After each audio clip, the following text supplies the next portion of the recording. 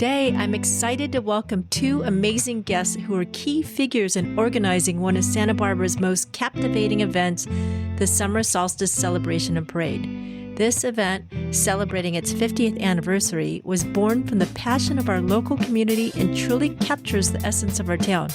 It was also a major reason why I decided to move here. Now join me in welcoming our guests. Hi, everyone. I'm here with Penny Little. She's the Executive Director of the Summer Solstice Celebration, and Ricardo Morrison. He's the Artistic Director of the parade. Nice to have you both, and nice to meet you. It's great to be here. Thank you. So for the people that don't know what Summer Solstice is, could we start there? It's coming up. Well, the Summer Solstice is probably one of the most beloved events in Santa Barbara.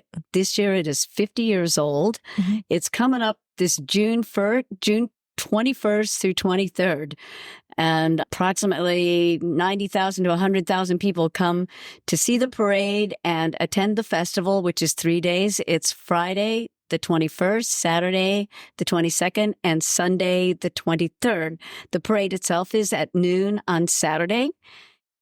Usually, in the past, we have started on State Street, but last year we moved to Santa Barbara Street because of all of the parklets and State Street being closed to traffic. So again, this year we're going to have a parade on Santa Barbara Street, which will arrive in the park somewhere between 1 o'clock and 2 p.m. And all the festivities begin there. There's vendors, there's food booths. This year we're focusing on interactive things in the festival to make the festival more solstified. Oh, okay. Like what kind of interactive? Well, last year we had an expression wall and we had a bubble flash mob and we had silent discos and we had treasure hunts and we had a ball pen and we had all kinds of different things. This year we're expanding that idea and we're calling it Funtopia, which will include the children's area and an interactive art zone called the Imaginarium. I don't know what it's going to be yet, but different arts groups in town, different artists and individuals are putting some fun stuff together for the public. And we are planning to create modular pieces of the floats so that we can take them off and install them in the park. So it's a bit of logistics there, but we want to have more of a solstice presence in the festival. It's always been my favorite event. Great. It's been amazing.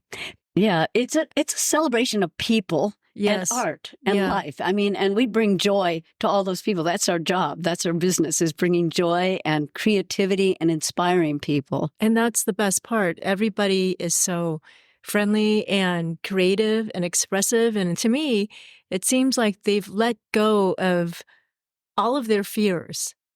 They're so free that I remember seeing, you might see a urologist in the parade being completely wacky, perhaps in that bubble. Yes. The bubble at the end. Yes, the inflatable sculpture. Dancing. What is that? What's that dance that everybody does? They meet at the park. Samba, salsa. There's so many different. God, I can't think of what it's called. But there's definitely different dance groups, and some come in with the choreographed material, and others around the inflatable in particular are often just completely improvised. And then there's the final float is actually a band. Different bands are on that float as well as a whole drum corps. Yes, and that float is the sort of musical tail of the parade. Yes, I was thinking ecstatic dance. Yes, it's kind of like they're just doing ecstatic dance. I don't know, not fully clothed, but not naked either. We have some old interpretations, but no, we have a lot of variety of movement, from children to families to professional dance companies to and they're all of the ranges of movement possible are happening in that way. Yes, it's definitely a very family friendly environment. Yeah. And the kids, it's just such a great event. So how did this come about? So my first solstice was, I think, in 1989 or 91. And it used to be a little crazy back then. Really? Well, it began in 1974 as a parade, a birthday celebration for Michael Gonzalez and a couple of his friends. And they got together and went down the street dressed up. And then they said, hey, that was fun. Let's do it again next year. Well, they were the Santa Barbara Mime Caravan. Yes. And the Santa Barbara Mime Caravan had this space at the park, what was called the Park Theater then. It's now the Frithium Building, I think. Yeah. And they had this space, and all these artists were able to kind of collaborate and be together. And Michael Gonzalez was a mime and a street performer, and he was always out on the street. Sometimes he would gather hundreds of people in front of the museum, the art museum. And so the next year when they decided to do another parade or go down the sidewalks, they brought more friends and more of their friends from their little arts group. And people started getting interested. How can I get involved? And they said, let's do it again. And the next year they got a sidewalk. They got a permit, I think. Okay. And so once they started getting permitting, then they started blocking off block by block and ending up at the courthouse. And the courthouse became a thing because Michael Felcher, who had a festival there, said, well, why don't we combine forces? And instead of being May 1st, they decided to do it close to the summer solstice because he had a summer music festival. Oh, got it. So that's kind of what I've been learning through these interviews with the Legacy Project. Oh, yeah. So tell us about that. What's going on with the Legacy Project? Well, last year, the Historical Museum started to work with us to collect and archive materials in preparation for a 50th anniversary exhibition. Which is coming up. This is the 50th anniversary of the parade. Yes, this is the 50th. Festival. Yes, okay. And they've been working to get posters and different artifacts and collecting documents. And we've been doing an oral history, which includes interviews with some of the very originators. People like Michael, Michael passed away in 1981, 82, somewhere around there. Shortly after. Yeah, he was ill, but he was the inspiration for so much. Yes. That he's considered the founder. Yeah, it's an interesting loop because this year on May 2nd, the Santa Barbara Historical Museum will be opening the 50-year anniversary. So it's actually opening near Michael's original birthday celebration, which was May 1st. Oh, wow. And then it will be continuing, and it will go, I think, the rest of the year. It goes on for several months, for sure. It'll go through May and June, the exhibition. So we'll have a first Thursday opening on May 2nd from 5:30 to 7:30 approximately. Yes. It usually winds down about then.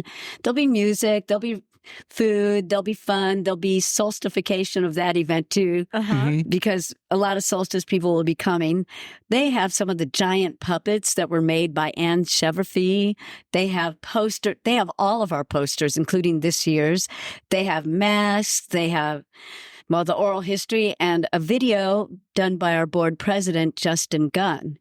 He's also a production guy and filmmaker, and he did a video of the parade several years ago. And so there'll be a short version of that for people to see. So it'll be an experiential exhibition. People will get a feeling of what solstice is, plus our history. So much going on.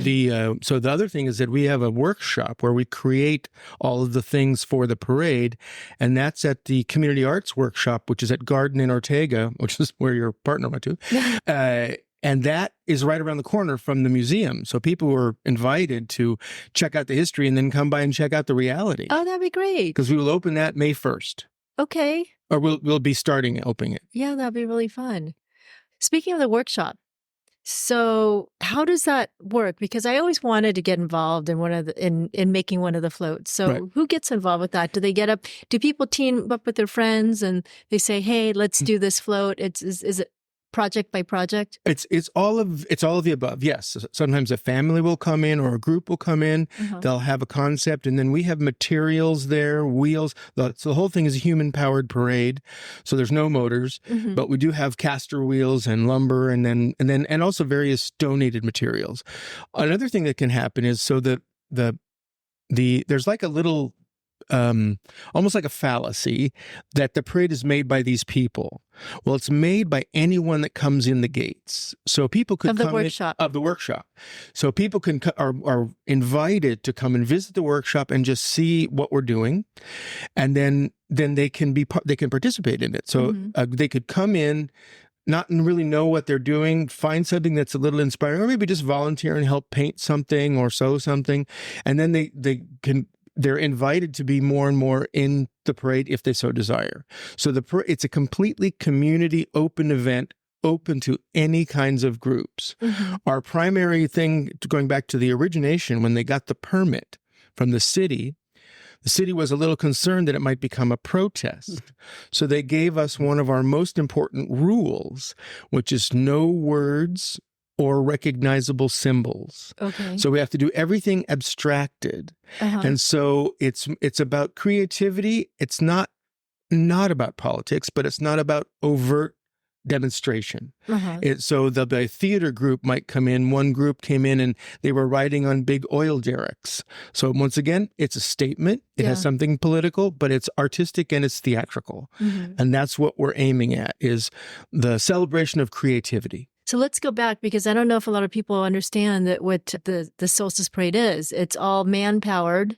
Yes, it's all human-powered. So different things, carts, and there might now, we're starting to evolve art-related electric bicycles. So I was going to say, because I was thinking like somebody could come on their like one wheel and then create a little...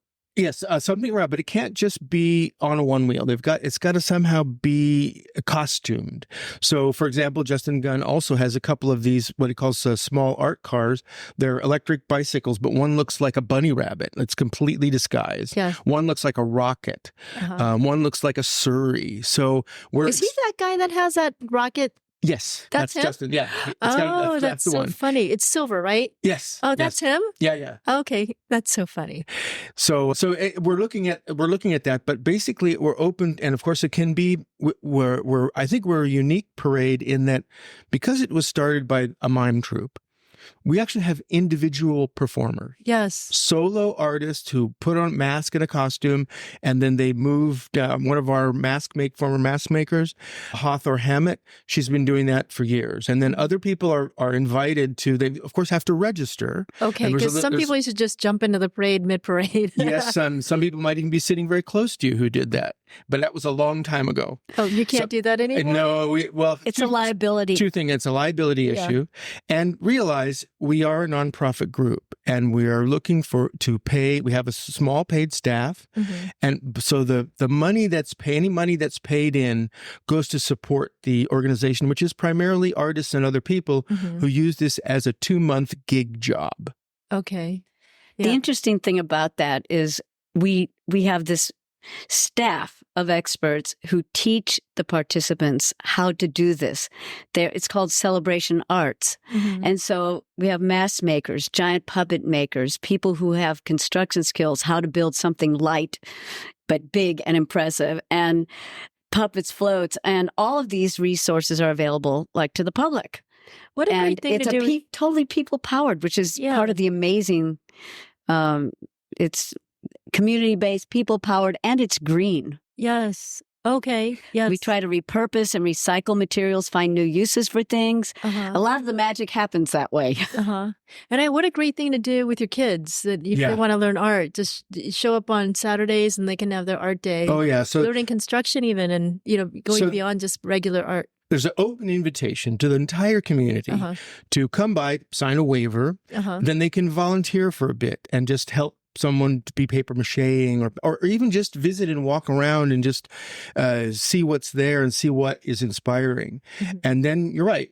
So then a family could join a group. They could create one year, many years ago, I created a moving living room. And so a family came and they became a family of lamps.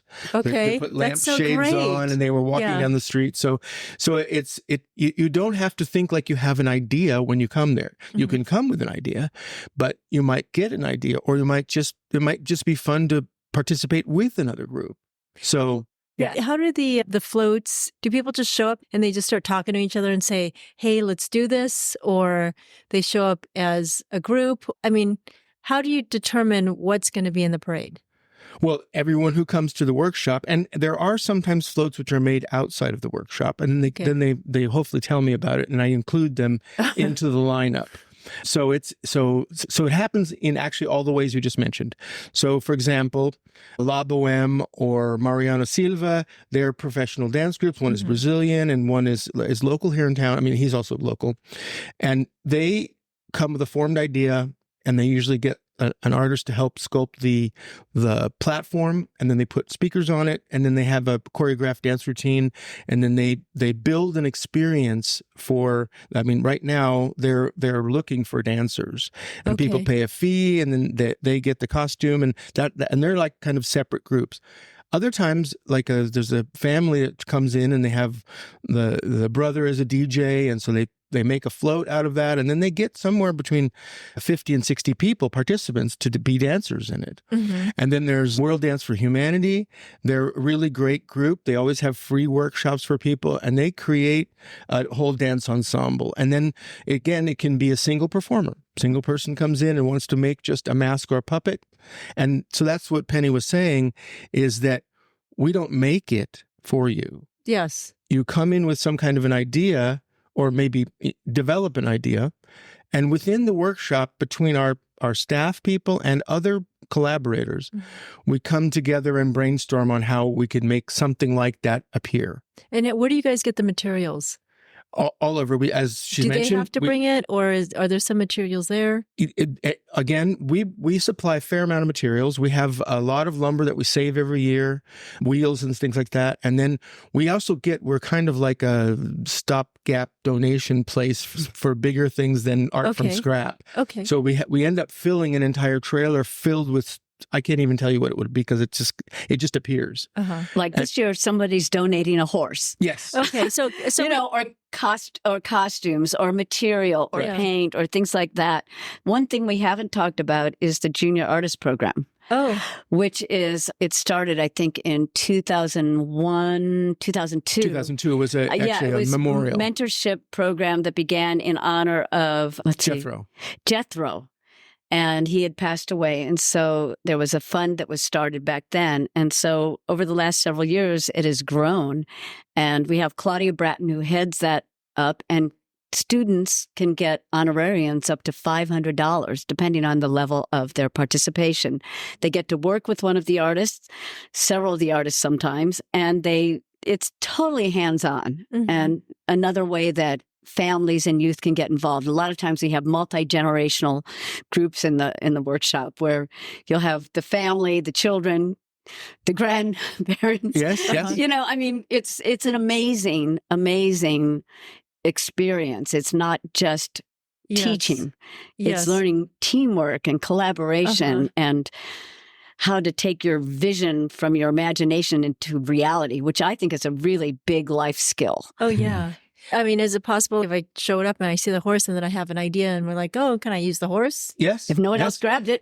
Or maybe you'll join the group. So again, it's kind of like, I would say that it's very much a structured improvisation. My background is in improvising dance and performance.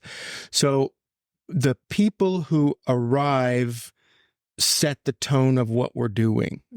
So if you come, as I said, and it's there and you're inspired by that, then, and no one else is using it. And if someone else even is using it, maybe you join with them and collaborate with them. So we try to create these connections through the creative act. When do you think is kind of the 11th hour to get involved? You know, when do you have to have the floats and all the exhibits done by? Oh, well, by Saturday morning. So they can show up maybe the day before. Well, the deadline is, of course, is literally Friday night, but also sometimes things are being completed, like last year, the large inflatable sculpture, which has to be sewn by Polly X Mano and a crew of people, that was being sewn until 10 o'clock in the morning on Saturday morning. So we don't always like to push that way. I myself have been working until like 6 o'clock in the morning on a float and just decided, okay, now I just stay up for the rest of the parade. So yes, it's great to come by before. So I have open invitation to come by and visit the workshop. After May 10th, we'll be open officially, and just to wander around. And then if you get inspired, but definitely it's not too late to come in, at June 20th or something like that. Okay. So it's actually, we can't show up right now to the workshop to start working. It only opens in May? It opens in May, yeah. Oh, okay. May 1st, we will literally start unloading stuff. So if people wanted to come and volunteer, we can take that because we have to unload basically the infrastructure. So the Community Arts Workshop is two big open buildings and a big open driveway. They have a sink and that's all. We bring in everything. Oh, got it. And then we have to take it all away. What happens if it rains? Because I've been getting a lot of rain. It actually has rained nearly every year. So we've been fortunate where, in the process of even a paper mache thing, we haven't lost anything to the rain. But it has been really unusual these past few years, the past 2 years in particular, where usually sometime in late May, early June, there'll be some kind of appreciable rainstorm. So, but for the most part, it's the sun that we're dealing with. Although last year was really great. We had a June gloom, and so it was much cooler. But it can be warm there working. So the parade is like, when I try to explain it to people, I said it's kind of like Mardi Gras Carnival meets the Doodah Parade. Good. Yeah. Yes. Yeah. Because it has... And then a little Burning Man, family-friendly Burning Man-esque vibe to it because you're basically creating sculptures and art from scratch. Right. So we're looking for any kind of makers because that's what we do. We make so all we have is materials and then imagination, of course. And then we make whatever we're going to... So each year, everything is made afresh. So a group may come in with a certain idea and we might have something which is close to that. And then they start to, repurpose that. And then again, there's also the dismantling process. At the end, after the parade, we clean up and take everything apart. Oh, got it. All right. I'll try to help with that. Yes. Because I feel like that's where you really need the volunteers. It's really fun. Yeah. So COVID happened because it used to be on State Street. Yes. And so now what's the difference between the pre-COVID and post-COVID? I mean, what kind of adjustments did you have to make besides just moving it onto Santa Barbara Street? Well, during COVID in 2020, we did a virtual parade online and we invited the community to make miniature floats and they sent videos in all kinds of formats to me. And I put it together and it ran at noon.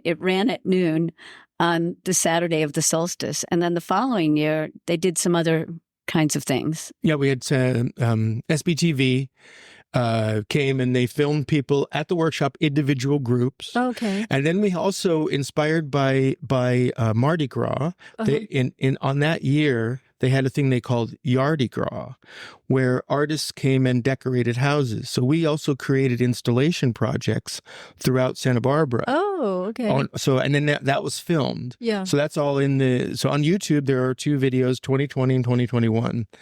And then 22, we were on the street again, but we were moved over to Santa Barbara Street. Now, fortunately for us, everything is at the Community Arts Workshop at Garden and Ortega.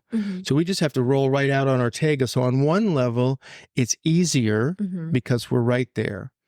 The parade route is slightly shorter, which is helpful for families and stuff like that because it can be warm, dancing all the way up State Street and down Mitchell Terrena. Yeah. So now we go straight up Santa Barbara, directly into the park where the festival is going on. So that's why our plan is to do that. And then we cease performances at Sola Street, and then we begin to install artwork into the park and then park the floats. And then the floats have to actually be pushed back to the workshop at around 4:00 that day. Is it more challenging to accommodate that amount of people on Santa Barbara Street versus State Street? There is less space and less sidewalk space. So if we continue to expand, we're hoping to go back. I would hope to go back to State Street or figure out an alternate route because there was some challenge. There are some challenges when you have 70 to 90,000 people coming. You mentioned the comeback, after COVID. Well, the first year there probably wasn't as much, people were a little reticent and not quite ready to, celebrate in big numbers. Yes. But last year, 2023, which was my first year as executive director, we expanded the festival again to 3 days and brought back the children's area and the children's parade. And we had the Roots of Culture zone. So we're trying to expand that area into more of a community zone. And when people come flooding into the park, people aren't aware that at least 50,000 people try to get into that park in a couple of hours. Mm-hmm. And it's a pretty amazing thing. It's probably the happiest, biggest party in town. Yeah. Because everyone goes looking for food and whatever. And we're hoping that the experience this year will be even greater than last year. It's kind of rebuilding after COVID. How many people were there last year? Well, the estimate by the police and someone else, I heard 70,000. Oh, that's a lot. Yeah. And there's a lot of things I like about Santa Barbara Street. It's much more intimate. You're kind of closer to the audience, and it is a nice street, and it works well for the logistics of things. So you mentioned Cabrillo Boulevard. Well, for our parade, because we're not horse-drawn or anything, that would be a major nightmare getting the floats to Cabrillo Boulevard. Because there's also you have to dip down under the freeway and go back up. So there'd be like a pre-parade. And so again, I'm liking where we are. And if we can go back to State Street, that's also fine. Yeah, again, in the spirit of improvisation, you give us a road, we'll make a parade on it. Yes. Now, is there some, starting from the birthday and the celebration, is there additional symbolism, or is it just celebrating? I think it's really celebrating community life and art. It began as a celebration of art and life and trying to build more community around art. And I think that's what we still are. So and it is also sometimes an honoring of the longest day. And that's been throughout history. There's been the honoring of the solstices and even the equinoxes. So I feel like it's really nice to reorient ourselves to the cycle of the sun and the earth. Yes. So we want to connect to earth values and really celebrate that. And again, in throughout history, the solstice celebration is a big deal because it's sort of the midsummer day. I remember all the solstices from the past, and it just seems like it's a day that just never ends. Yeah. Well, that is the actual meaning of the longest day. Yeah, but it just seems like it just never ends. It's so much fun. So how did you guys come on board? When did you get involved with solstice? When was your first solstice? Are you a native of Santa Barbara? No, I'm from Chicago, and I've lived a lot of places in the world, but I came to Santa Barbara, and I think in 1990... something. I saw the parade. But then in 1997, Randy Tico asked me and our band to be the house band and coordinate the festival performances at the courthouse. There used to be a performance there on, I think it was Friday night. And so I did that, and that got me kind of involved. But then 2006, being an artist and wanting to be more involved in the community, I saw an ad in the paper for an assistant to the director, and I went, okay, I'll just do that. I'll see what happens if I go interview. And so I interviewed with Claudia Bratton, and one of her questions during the interview was, well, how do you feel about wigs? And I laughed, and I said, well, I have about 7 or 8 of them, and I have no problem wearing wigs because it's not just a job. It's a kind of life experience where you become part of this interesting family or team, and you're doing this really, really hard work. But so I got involved then until 2015, 15. And I stepped back at that point because my husband was ill and since passed away, and came back again last year, and the year before a little bit, but just doing some projects. And I was asked if I wanted to do the job of executive director. Really? You're like, and I'm like, no way. I really was. It was like, I know exactly what that job is. It's a big, big job. It's a 3-ring circus on steroids. It's like fundraising. It's all of these different things. Are you super organized? I'm an organizer. Oh, I've done a lot of production. I've done big productions. I've done, lots of things in my life. And I thought 3 days later, I was, wow, I got the strongest yes ever. Wow. And I'm going, this is exactly what I'm supposed to be doing in my life. I have all of these skills. I know solstice forever and what's going on. And I said yes. Speaking of the wigs, it's the day where you can just become somebody else. Oh, yeah. Yep. I mean, the beauty of wearing a mask or even putting on face paint is becoming something else, so, and it's really open to that possibility. Yeah. So how about you? How did you... Well, there's two phases. So for many years, up until 2001, I would kind of just jump into the parade or join a group. I was also involved in some of the Sunken Garden performances. So as an improvising performer, dance and theater, I would find some way in, depending on my time in the town. Then I had a business in town. I had a moving company called Rainbow Movers. And we actually ended up doing storage for Solstice one year.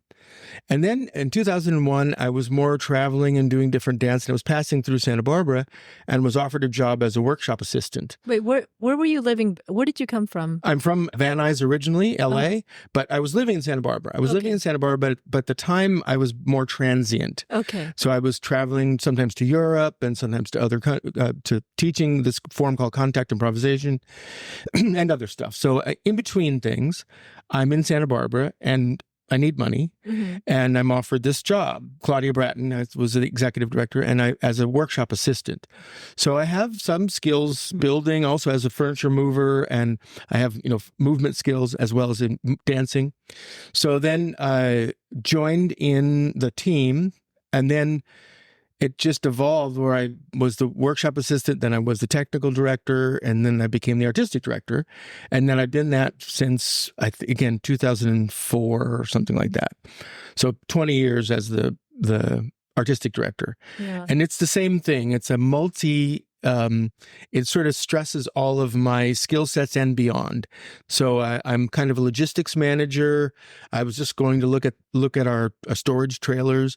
I'm also helping if people need or want inspiration or some kind of brainstorming, and also in between the staff people and the participants, kind of making bridges there, making sure we have a safe work environment, both physically safe with tools as well as emotionally safe. Oh yeah, I can imagine that's a big concern. Yes. I mean, especially because you have people in very vulnerable situation. They're in a creative atmosphere, and maybe they were wounded around that somehow, or maybe they've lost their idea possibilities. So there's a lot of shuffling. There's a lot of dancing going on. Yeah. Some of it's not movement. Have you seen people get transformed by getting involved with the solstice? Personally transformed? Yes, it's always hard. It's hard because it's a subtle transformation. Of course, it happens when someone succeeds in their vision coming forth, but it also happens in the connections between people.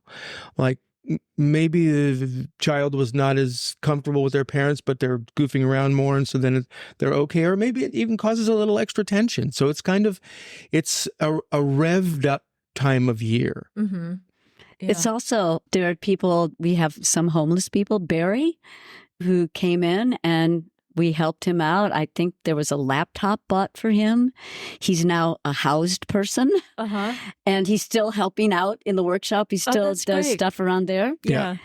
So, I mean, there have been lives transformed. There are people that did work here that have gone on to LA to work in film and different things. So it's also set transitional for some people. It's a growing experience, and it's a resume builder, actually, because you get to work in a situation where you can really be yourself, where you can explore who you are and your skills and learn every day. I mean, it's a big, huge learning experience, and I'm in a learning experience right now. Everybody that gets into this comes out of it with something bigger than what they came in with.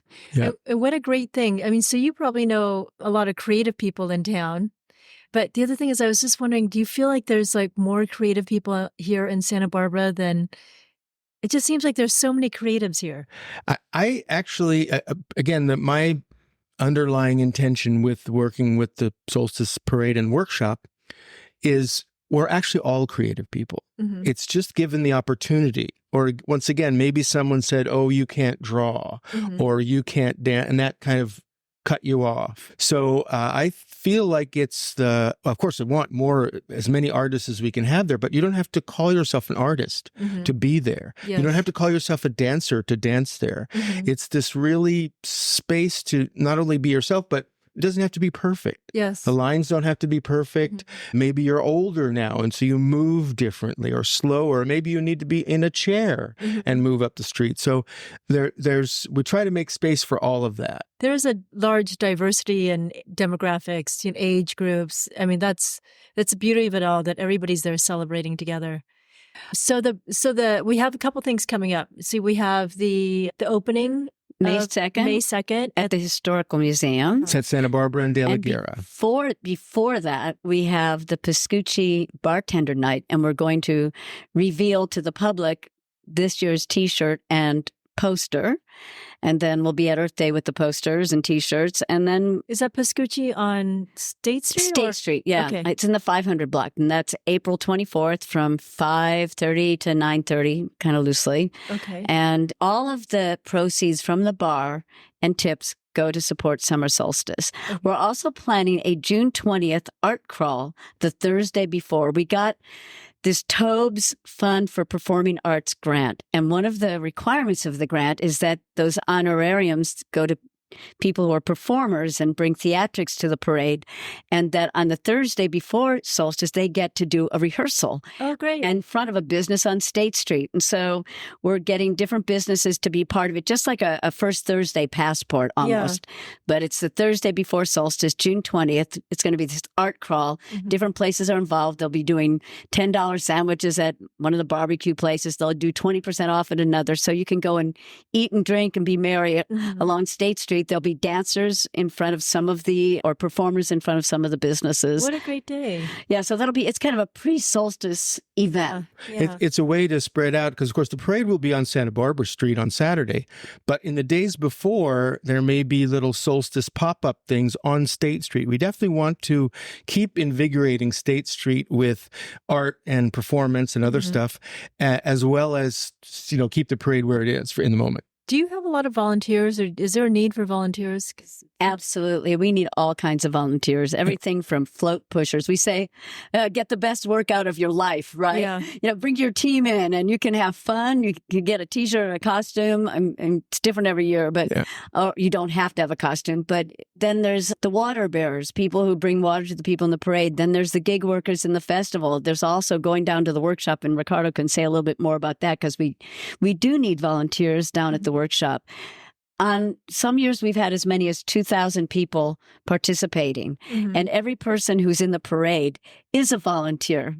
They're volunteering their a piece of themselves, their creativity, to this bigger event, something bigger than themselves, collective joy, whatever you want to call it. They're donating to this nonprofit that helps produce collective joy. And you could talk a little more about volunteers in the workshop. The workshop, again, is the Community Arts Workshop on the corner of Garden Street and Ortega Street. And so starting May 1st, we'll be unloading the trailers, which is where we store our things, and unloading our storage things. So, of course, we need volunteers to help move stuff around, put down floor protection in case we spill paint, and set up work tables. So, again, we have to build the entire infrastructure before we even start building the floats. So there's a mask room. We create a room that's for making masks. We have another room that's for sewing costumes. Tables have to be set up in there. So again, we could use volunteers every day. And usually I would say the best thing is come by in the afternoon. We're generally working in the afternoon, and our public hours, once we open officially, will be in May, Wednesday through Friday, from 3 until 8 o'clock at night, and then on Saturday and Sunday from 12 to 6. Now, once you're registered and you've signed your paperwork and done whatever you've filled in, whatever you filled, many times there's other work going on at other hours. So it's like those are the public hours, and then the artists are working there the whole time. Or another group, it might be better for them to come in the morning, for example. So we try to accommodate all of those schedules. But it's just come by in the afternoon, see what we're doing, see if you can help. So how do they find out about all this stuff? If they want to get more information about the solstice, They can go to the website, solsticeparade.com. They can actually register online for the parade only if they're going to do their costuming and float or ensemble away from the workshop. They can also register for the workshop online. And for the minimal fee for 2 months, it's $60 for an adult. And I think it's $20 for, teens. Mm-hmm. So, I mean, they get the use of all of our resources, our materials, costume making, mask making. If they make for a costume, fee. they get to keep it. And they get to keep what they make. Oh. Right. Yeah. And so we also have done a lot of outreach to different schools and participate in other events year round to keep solstice in the airwaves so that people know about it, know what we're doing. And people like you who do podcasts and radio interviews with us, because that's how people find out, or they find out because a friend said, hey, come along, do this. Or they saw the parade and they went, oh my goodness, I want to do that next year. I know I can do that. That looks like so much fun. Yeah. I mean, there's so many ways that people can get involved on so many levels. And you mentioned diversity. I mean, we have all ages and stages and capacities and we are just a whole mix of people. Yes. And that's part of the beauty of it, where side by side you have some kid from the East Side next to some guy in Montecito working together, and just having the best time at it. Mm-hmm. Now, can you register as a volunteer there as well? Mm-hmm. Yes, there's a volunteer form on the website, solsticeparade.com. Uh-huh. And you can just come on down to the workshop at 631 Garden Street between 3 and 8 p.m. starting in May, Wednesday through Friday, or Saturday and Sunday. Yeah, it sounds like a great way to meet people, too. Yeah. So the festival starts June 21st, and the parade is June 22nd, starting at noon. Where's the route start? Ortega and Santa Barbara Street. We begin there and then head up Santa Barbara Street and end at Sola right at the park. Got it. And I wanted to say something about the kickoff, because Friday has been our kickoff event. Uh-huh. And so this June 21st is going to be Funky Friday, and Area 51 is going to headline and other funk bands. Normally, they were kind of traditionally on our Saturday. And so Saturday is going to be our locals bands and up-and-comings, and it's just fun music to dance to. And Sunday is Reggae Sunday. Okay. So we have kind of themes for Friday and Saturday and Sunday in the festival, besides the children's area and the Funtopia, which is only Saturday and Sunday, 12 to 6, I think. Yeah. So all of this information will be on the website. So we have art, dance, live music, interactive, I don't know what you call those things. Activations. Exhibits, all kinds of stuff going on. Drum circle. Yes. Yeah. And all of this is this year we are on the solstice. So traditionally the word solstice means the sun stands still. And it's generally in most of the more ancient cultures, they would have 2 or 3 days of it. We kind of sometimes narrow it down. So June 21st is the solstice. June 22nd is also the solstice. So we really are plugged in to the cosmos. How does that happen on the 50th anniversary? That's I know, it's incredible. kind of like, and then again, the opening of the museum exhibit on May 2nd is just a day from Michael Gonzalez. So it's kind of like everything is sort of nesting together. Yes. Well, that's great. So it was really nice to talk to you both. Yes, thanks. Really great to talk to you. Nice. Yeah, thank you so much. Yeah. Okay, sounds good. The Summer Solstice Celebration this year will be from June 21st to June 23rd, 2024, with a pre-celebration rehearsal Thursday, June 20th, in the downtown area. The official events kick off at Alameda Park on Friday, June 21st, with the parade scheduled to start at noon on Saturday, the 22nd. It's going to be a magical event. Additionally, don't forget to visit the Legacy Project at the Santa Barbara History Museum starting May 2nd, and the Pascucci Bartender Night on April 24th from 5:30 to 9:30 in the downtown Santa Barbara area. For more details about the event, please visit www.solsticeparade.com. Happy solstice. We hope you enjoyed listening to this episode, and if so, please share it with your friends and family and give it a 5-star rating. And follow me on Instagram at Living in Santa Barbara. Stay tuned for the next episode, where I'll connect you with more incredible people that make Santa Barbara a wonderful community.